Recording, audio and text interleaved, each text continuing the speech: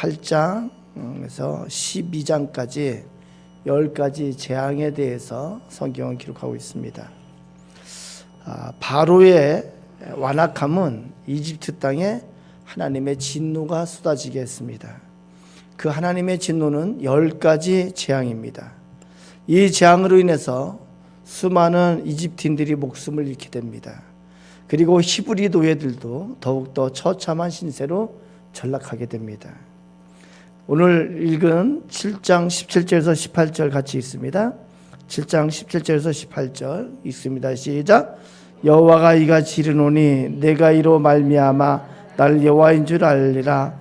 볼지어다 내가 내 손의 지팡이로 나일강을 치면 그것이 피로 변하고 나일강에 고기가 죽고 그 배에서는 악취가 나리니 애굽 사람들이 그 강물 마시기를 싫어하리라. 첫 번째 재앙, 나일강에 물이 피로 이렇게 바뀌는, 그래서 나일강을 피로 저주하신 것을 시작해서 하나님의 재앙이 시작되고 있습니다. 8장 3절 있습니다. 8장 3절 다 같이 읽습니다. 시작. 개구리가 나일강에서 무수히 생기고 올라와서 내 궁과 내 침실과 내 침상 위와 내 신하의 집과 내 백성과 내 화덕과 내 떡방죽 그릇에 들어갈 것이며, 두 번째 개구리 재앙이 두 번째 재앙으로 그렇게 내려지게 됩니다. 8장 16절 읽습니다. 8장 16절 찾으셨으면 같이 읽습니다. 시작.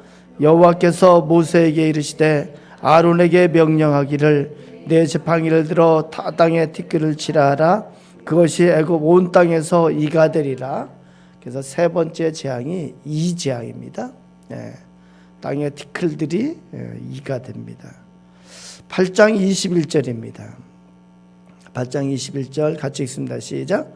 네가 만일 내 백성을 보내지 아니하면 내가 너와 내 신하와 내 백성과 내 집들의 파리떼를 보내리니 애굽 사람의 집집에 파리떼가 가득할 것이며 그들이 사는 땅에도 그러하리라. 그래서 네 번째 파리 재앙을 내립니다. 다섯 번째는 9장 3절입니다. 9장 3절 같이 읽습니다. 시작. 여호와의 손이 들에 있는 내 가축 곧 말과 나귀와 낙타와 소와 양에게 더하리니 심한 돌림병이 있을 것이며, 그래서 9장 3절에 가축들이 떼죽음을 당하는 돌림병 재앙이 내리게 됩니다.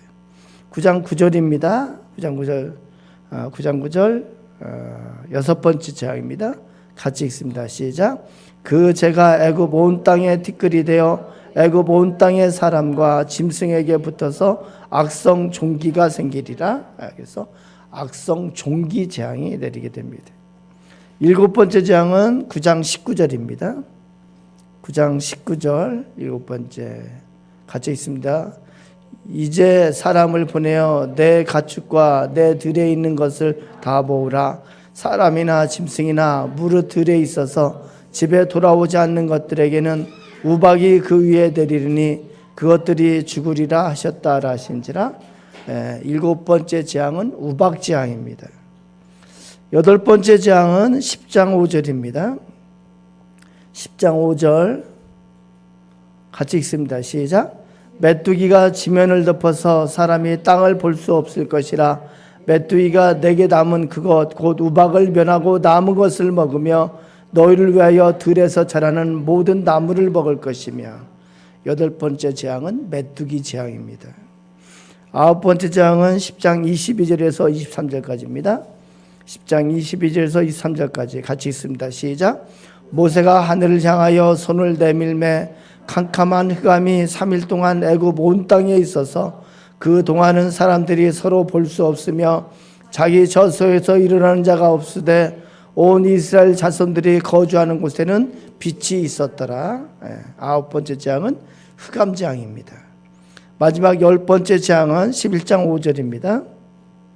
11장 5절 같이 읽습니다. 시작.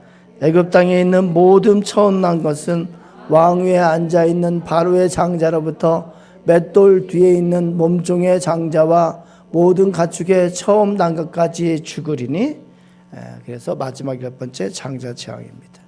근데 하나님은 왜 이렇게 무서운 재앙을 그렇게 내리실까요? 이러한 재앙을 내린 후에야 자기 백성들을 인도하여 내시는 걸까요? 이런 재앙이 없으면은 자기 재앙, 하나님의 백성들을 이집트에서 인도하여 낼 수 있는 방법이 정말 없었던 것일까? 우리는 이 재앙들을 지금 읽는 것만으로도 두려움과 끔찍함을 느끼게 됩니다. 하물며 이 재앙을 온몸으로 그렇게 감당해야 했던 그들은 얼마나 두렵고 얼마나 무서웠을까? 이 10가지 재앙에 담긴 의미가 무엇일까? 한번 살펴봤으면 좋겠습니다. 첫 번째는 하나님께서 이 10가지 재앙을 내린 이유가 분명합니다. 그것은 자기 백성을 구원하시려는 것입니다. 하나님이 자신의 백성들을 구원하시기 위해서는 이 10가지 재앙이 반드시 필요했기 때문에 하나님께서 이 재앙들을 내리신 거예요. 왜요? 이집트 사람들과 이스라엘 백성들 모두에게 하나님이 어떤 분인지를 알려야 하기 때문에 그렇습니다. 이 10가지 재앙은 하나님께서 누구신가를 나타내 보이시는 그러한 의미가 있습니다. 6장 6절 7절에 이렇게 기록합니다. 너희를 내 백성으로 삼고 나는 너희의 하나님이 되리니 나는 애굽 사람의 무거운 짐 밑에서 너희를 빼낸 너희의 하나님 여호와인 줄을 너희가 알리라. 하나님께서 하셔서 이스라엘 백성을 이집트에서 이렇게 이끌어내시는 그 과정을 통해서 이 이스라엘 백성들이 하나님을 알게 될 것이라고 그렇게 가르쳐 주시는 거예요. 10장 2절에 이렇게 기록합니다. 내가 애굽에서 행한 일들 곧 내가 그들 가운데에서 행한 표징을 내 아들과 내 자손의 귀에 전하기 위함이라. 너희는 내가 여호와인 줄 알리라. 이 10가지 재앙이 없고서는 이집트 사람들이나 이스라엘 백성들이나 여호와 하나님이 어떤 분이신지를 모른다는 거예요. 두 번째는 이 세상이 이집트의 신들에게 속한 것이 아니라 하나님께 속한 것임을 보여주시기 위해서 그렇습니다. 하나님이 창조주 되심을 보여주고 하나님이 하나님이 첫째 존재이시고 하나님이 으뜸되는 존재이시고 하나님이 절대자이신 것을 보여주시는 거예요. 하나님이 신중의 신이시고 만왕의 왕이고 만군의 주이신 것을 보여주는 거예요. 하나님의 내리시는 재앙, 하나님의 진노가 쏟아지는 그 순간에 그들이 그토록 믿고 의지했던 이집트의 모든 신들이 죽은 듯이 잠잠했습니다. 그들은 하나님의 진노 앞에 그들의 존재를 나타낼 아무 능력이 없었습니다. 영적인 피조물들이 창조주 하나님 앞에 굴복하는 것을 아주 적나라하게 보여주는 것이 이 10가지 재앙의 의미이기도 합니다. 이집트의 술사와 박수들, 이집트의 신을 섬기는 자들이 얼마나 그들의 신들에게 부르짖었을까요? 이집트의 모든 백성들이 이 재앙 앞에서 자기들이 섬기던 신에게 그들은 부르짖었을 거예요. 하지만 이집트의 어떠한 신도 하나님의 손길 앞에서 그 존재감을 나타낼 수가 없었습니다. 그들의 신은 존재하지 않았기 때문이기도 하고, 아니 존재해도 그들의 신은 귀신에 지나지 않습니다. 영적인 피조물, 하나님께서 창조하신 피조물에 지나지 않습니다. 그래서 하나님의 다스림 하에 있는 그러한 존재이기 때문에 그렇습니다. 창조주 앞에 나설 수 있는 존재가 아니기 때문에 그렇습니다. 이 재앙이 쏟아지는 순간 이집트의 모든 자들은 이 사실을 뼈저리게 느껴야 했습니다. 자기들이 섬기던 신은 헛수아비아와 같고 하나님의 재앙 앞에 그들이 할 수 있는 것은 아무것도 없는 것임을 이들은 봐야 됐습니다. 9장 16절에 내가 너를 세웠음은 나의 능력을 내게 보이고 내 이름이 온 천하에 전파되게 하려 하였음이니라. 그렇게 하나님께서 말씀합니다. 하나님은 하나님 되심을 보이고 그리고 여호와 하나님의 이름이 온 천하에 전파되게 하시기 위해서 이 10가지 재앙을 내리시는 거예요. 우리 9장 29절 다시 한번 볼까요? 9장 29절입니다. 9장 29절입니다. 9장 29절 같이 읽습니다. 시작. 모세가 그에게 이르되 내가 성에서 나가서 곧 내 손을 여호와를 향하여 펴리니 그리하면 우레 소리가 그치고 우박이 다시 있지 아니할지라 세상이 여호와께 속한 줄을 왕이 알리이다. 그렇습니다. 이러한 과정을 통해서 이 세상이 여호와 하나님 앞에 속한 것을 바로가 알게 될 것이라고 모세가 그렇게 전하고 있습니다. 우리 11장 7절도 읽어봅니다. 11장 7절입니다. 같이 읽습니다. 시작. 그러나 이스라엘 자손에게는 사람에게나 짐승에게나 개 한 마리도 그 혀를 움직이지 아니하리니 여호와께서 애굽 사람과 이스라엘 사리를 구별하는 줄을 너희가 알리라 하셨나니. 아멘. 근데 인간의 어리석음이 여기서 보여지게 됩니다.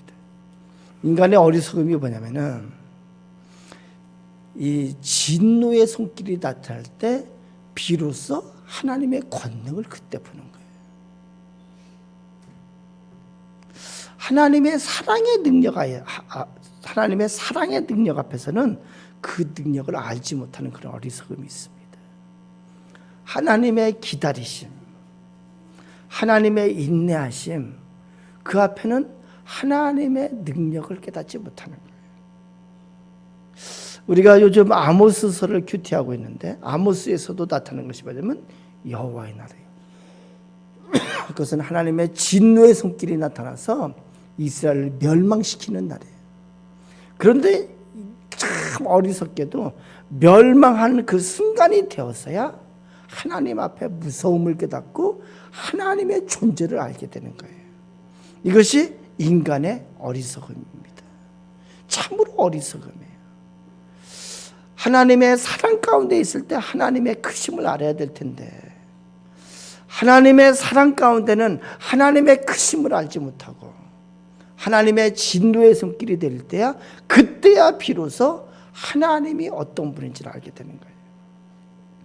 하나님께서 이 10가지 재앙을 내리신 의미는 세 번째로 이집트의 신들을 심판하시기 위해서 이집트의 신들에 대한 징계로서 10가지 재앙을 내리고 있습니다.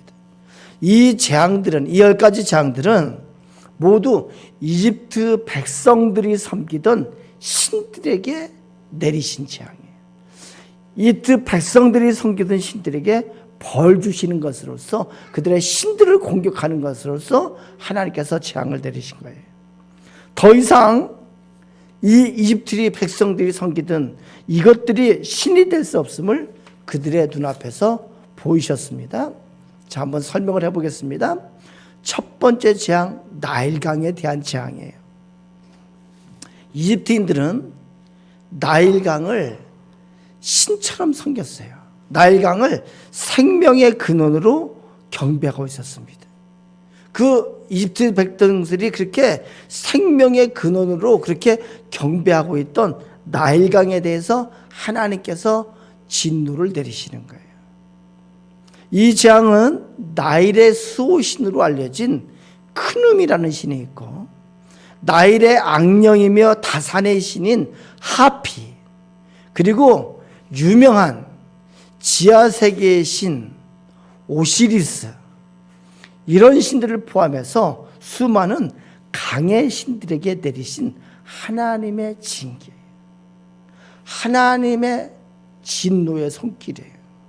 그래서 나일강이 피로 변한 것은 오시리스라고 하는 그의 피로 여기지기도 했습니다.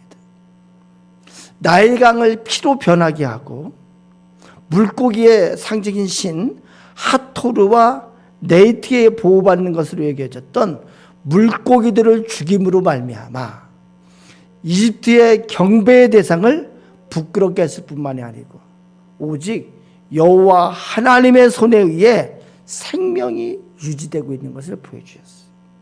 이 땅의 모든 존재의 생명은 여호와 하나님께서 보호하시고 허락하셔서 유지되고 진행되고 있는 것을 이걸 통해서 보여주시는 거예요. 두 번째 재앙은 개구리의 재앙입니다. 무수한 수의 개구리 재앙은 이것은 나일강으로부터 유래된 풍요로운 곡식과 다산의 상징인 애굽의 여신 해에 대해서 내려진 징계였습니다. 해라고 하는 신은 개구리 머리를 가진 여성으로서 그렇게 묘사되고 있습니다. 많이 알려진 이시스라고 하는 신은 또 다른 다산의 여신이었습니다. 여기 지금 이름이 나오는 이시스나 오시리스는 일반적으로 널리 알려진 그런 우상 신입니다. 그래서 개구리는 이집트 사람들에게 신성한 것이었어요. 그러나 이러한 이집트의 여신들은 이들 생명의 상징들이 개구리 떼가 시체 더미가 되어 썩어가는 것을 막아낼 아무런 힘이 없었습니다. 흥미로운 것은 이집트의 술객들도 그들의 술법으로 피와 개구리의 재앙까지 흉내를 냈습니다. 하나님의 능력과 같지는 않지만 사탄도 기적들을 일으키는 초자연적인 능력을 가지고 있다는 증거일 수도 있습니다. 하나님은 이 술객들이 이 두 가지 재앙을 흉내내는 것을 허용하셨지만 그들은 이것을 다시 되돌릴 수 있는 것을 하나님께서 허락치 않으셨습니다. 이것은 뭘 보여주냐면요, 사탄과 귀신이 능력이 있습니다. 그런데 그 능력은 어디까지냐면은 재앙을 갖다 주고 파괴를 갖다 주고 망하게 하는 능력까지 있습니다. 우리가 잘 알아야 돼요. 다시 한번 말씀드리면은 이 사탄과 귀신에게는 사랑의 능력이 없어요. 생명의 능력이 없습니다. 사람을 살리고 회복시키는 능력이 없습니다. 요한복음 10장 10절에서 예수님께서 뭐라고 말씀하냐면은 도둑이 오는 것은 도둑질하고 죽이고 멸망시키려는 것뿐이에요. 내가 온 것은 양으로 생명을 얻게 하고 더 풍성히 얻게 하려는 것이라. 지금도 이 사탄과 귀신의 세력은 많은 사람들을 속이고 미혹시키고 그리고 하나님과 동일한 것처럼 신인 것처럼 속여서 어디로 인도해요? 멸망의 길로 인도하는 것이 이 사탄들이 하는 짓이라는 거예요. 그래서 성경에서는 이 사탄의 세력에 대해서 속이는 영이라고 그렇게 말합니다. 미혹하는 영이라고 그렇게 말합니다. 그러나 이 사탄이 하나님의 영적인 피조물일 뿐이지 결국 하나님과 같은 대리에 설 수 없는 것을 이 10가지 재앙을 통해서 보여주시는 거예요. 세 번째 재앙은 이입니다. 땅의 티끌이 이로 변한 재앙을 통해서 땅의 모든 신, 예를 들어서 이집트가 섬기는 아코르라고 하는 이 땅의 신, 그것에 대해서 하나님께서 재앙을 내리시는 거예요. 네 번째 재앙은 팔입니다. 팔이 재앙은요, 케플이라고 하는 이 이집트 사람들이 좋아했던 쇳덩구리 신에게 임하는 거예요. 소의 똥을 땅에 묻는 그 쇳덩구리의 작업은 이 파리들의 그 쇳덩 속에서 자라는 것을 막습니다. 그래서 이 파리재앙은 쇳덩구리 신들의 실패를 또한 보여주는 것이기도 합니다. 다섯 번째 재앙은 악질이에요. 이것은 이 악질은요, 생육들에게 내려진 이 악질 재앙은 그들이 신성하게 여겼던 황소신 아피스, 암소 모양의 어머니 여신으로 다산의 상징인 하토르, 또한 다산의 상징인 황소신 무네비스, 암소임에도 머리에 뿔을 가지고 있는 신들의 여왕 이시스, 이러한 그 다산과 이 황소와 관련된 이러한 동물의 신들을 향한 하나님의 재앙이 내리는 것을 의미하고 있습니다. 그래서 이러한 동물의 신, 제일 많은, 전체적으로 보면은 이 황소는 번영과 이게 풍년을 갖다 주는 그런 신으로 다산의 신으로 그렇게 많이 섬겼는데, 이러한 신들은 하나님의 징계 앞에 모두가 무력할 수밖에 없는 사기꾼, 속이는 자임이 여기서 드러나고 있는 것입니다. 여섯 번째 재앙은 독종이에요. 독종의 재앙은요, 하이크나 토스 등과 같은 마술의 신, 치료의 신들이 얼마나 무력한가를 보여주시는 것이기도 합니다. 일곱 번째 재앙은 우박입니다. 일곱 번째 재앙인 우박은 날씨를 주관하고 있다고 생각했던 여러 하늘 신들이 있습니다. 예를 들어서 공기의 신인 슈, 습기의 신인 테프누, 하늘의 신인 누트 등과 같은 그런 신들에 대한 하나님의 재앙의 손길이 내리는 거예요. 메뚜기 재앙은 곡물들을 파괴했는데 초목과 농사와 수확의 신들, 예를 들면은 갭, 셋, 이러한 신들을 무기력하게 만드는 하나님의 재앙의 손길이기도 합니다. 아홉 번째 재앙은 흑암이에요. 이 흑암의 재앙은 어떤 의미가 있냐면은 이집트 최고의 신이 뭐냐면 태양신이에요. 태양신, 라라고 하는 태양신, 또는 아몬라라고 하는 그런 태양신에 대한 하나님의 징계의 손길입니다. 이러한 라나 아몬라 같은 이런 신들은 이 땅에 빛과 따뜻함을 가져준다고 해서 이집트 사람들이 믿고 숭배하고 있었습니다. 또한 이 하늘과 같은 하늘의 신들로 그들은 어떤 신을 믿었냐면은 호러스, 세커, 케프리, 무트, 느트, 이러한 하늘의 신들을 향해서 여호와 하나님이 내리시는 이 재앙의 상징으로서 흑암의 재앙이 내려졌어요. 이런 하나님의 재앙 앞에 이 이집트의 신들은 아무런 능력도 보일 수가 없었습니다.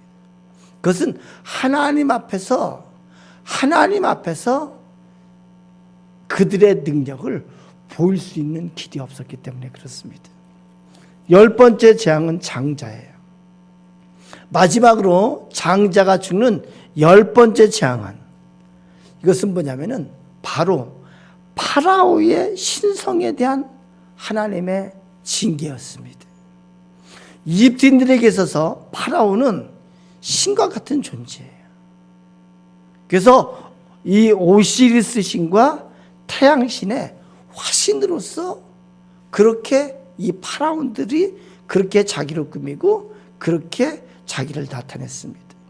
그래서 파라오의 임무가 뭐냐면은 여러 신들의 은총을 유지하고 질서의 여신인 마아트의 법을 집행하는 것으로 그렇게 알려져 있었습니다. 그러나 이 파라오는 자기 아들의 죽음도 막지 못하는 그런 무능한 인간인 것이 여기서 드러나고 있습니다. 그의 아들은 신성한 통치자의 자리를 계승할 자였고 이집트의 어떤 아들과도 다른 아들이었습니다.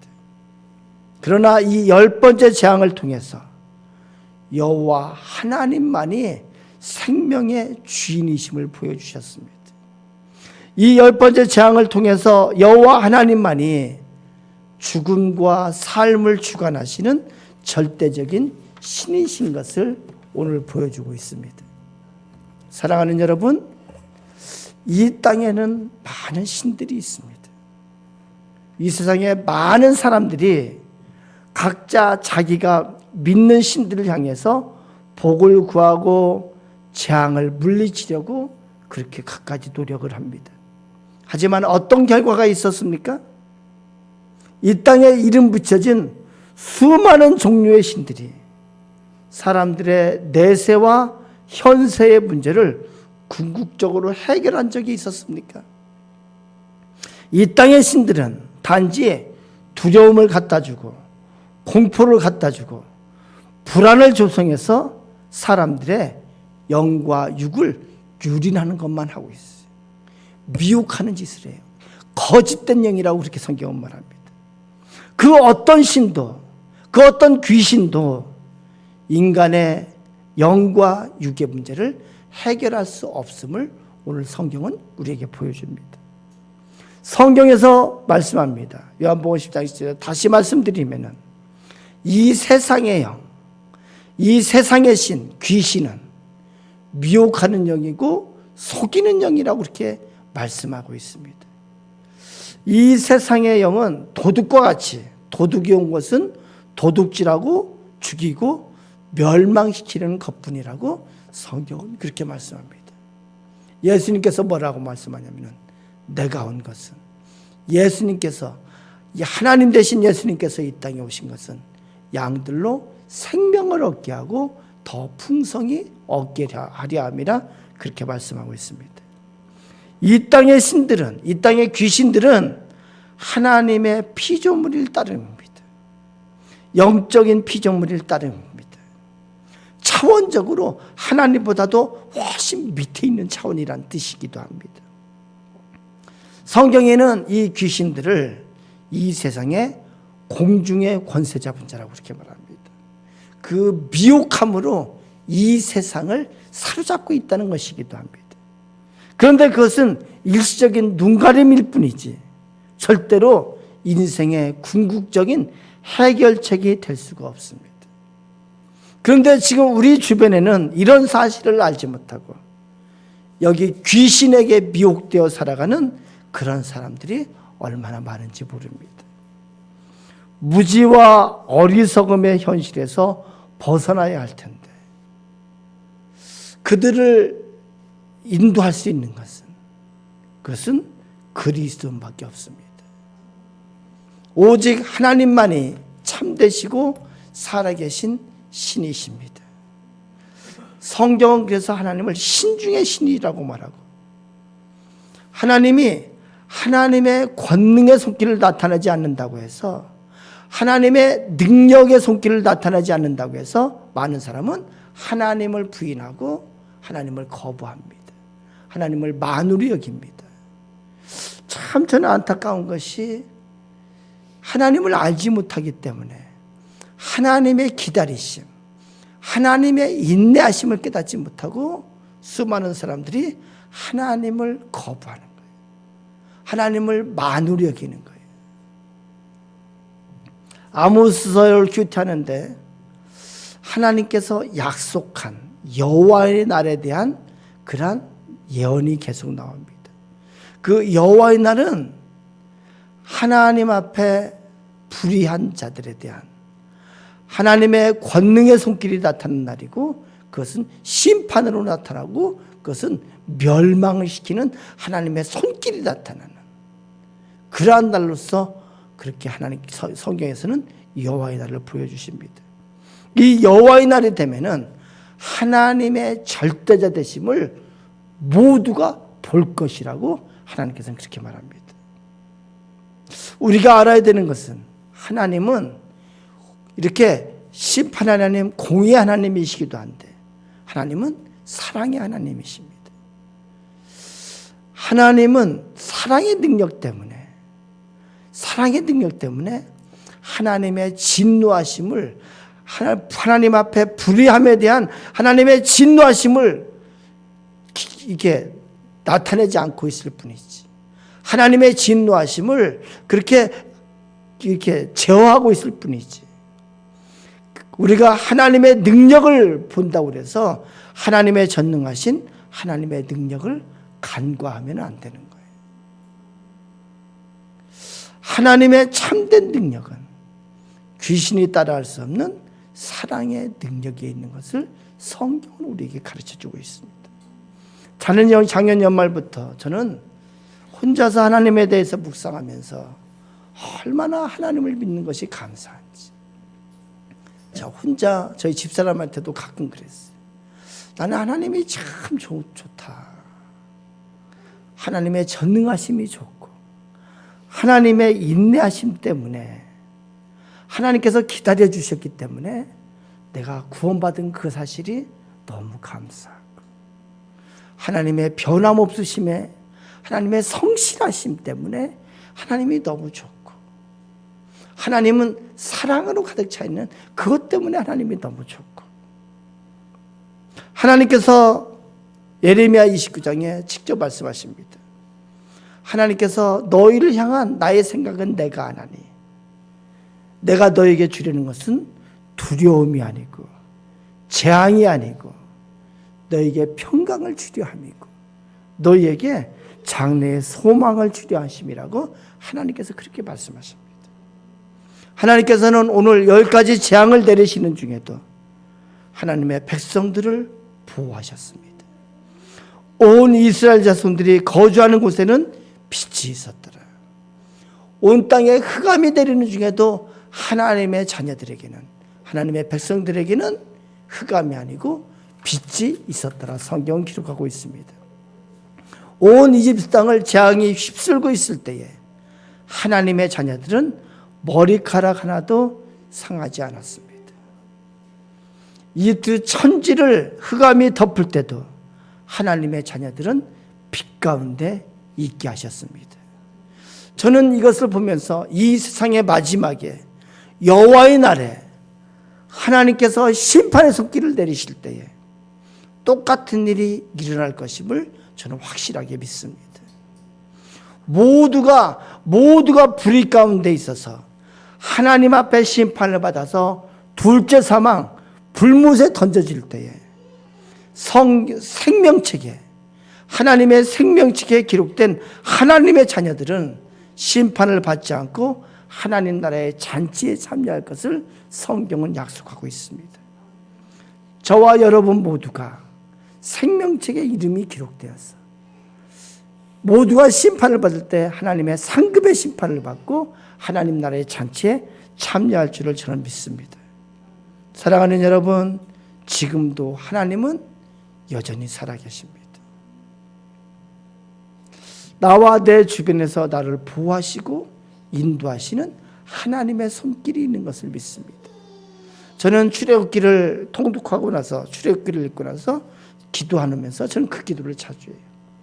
하나님의 강하신 손팔로, 하나님의 강하신 손과 편팔로 저를 붙잡아 주시옵소서.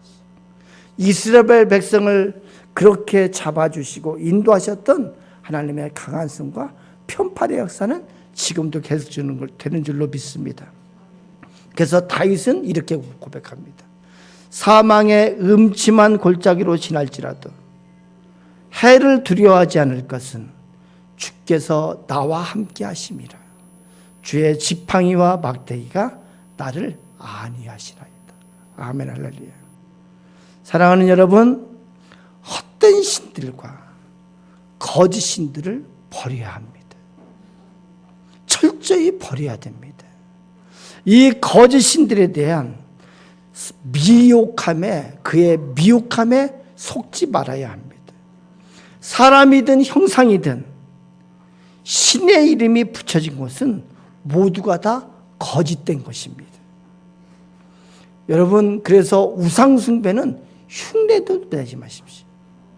우리의 믿음의 조상들은 이 믿음을 지키기 위해서, 하나님의 사람으로 하나님과의 의를 지키기 위해서 신사 참배도 거부하고 죽음의 길을 택했던 것이 우리 믿음의 선조들이 택한 길입니다. 하나님께서는 이 우상과 함께한 이 자들에 대해서 하나님의 진노의 대상인 것을 오늘 말씀을 통해서 보여주십니다. 우상을 숭배해서 하나님을 기만한 자들의 죄를 하나님은 반드시 심판하실 것을 여기 말씀을 통해서 보여주고 있습니다. 하나님의 애는 모두가 헛되고 거짓된 신인 것을 믿습니다. 이제 우리 다 같이 기도합니다. 다 같이 기도할 텐데 오늘 제가